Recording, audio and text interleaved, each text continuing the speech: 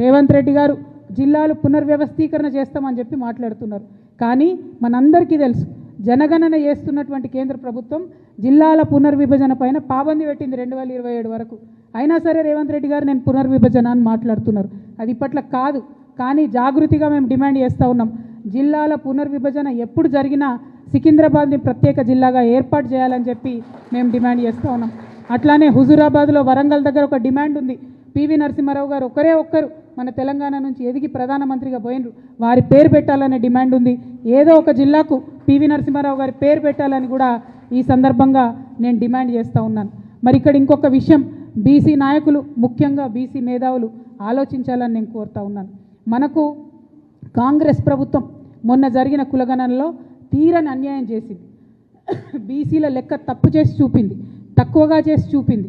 మరి ఈ అన్యాయాన్ని సవరించేటటువంటి ఒక సువర్ణ అవకాశం కేంద్ర ప్రభుత్వం చేపడుతున్నటువంటి జనగణన ద్వారా మనందరికి కూడా వచ్చింది. ఈ అవకాశాన్ని మనం ఖచ్చితంగా వాడుకోవాలి.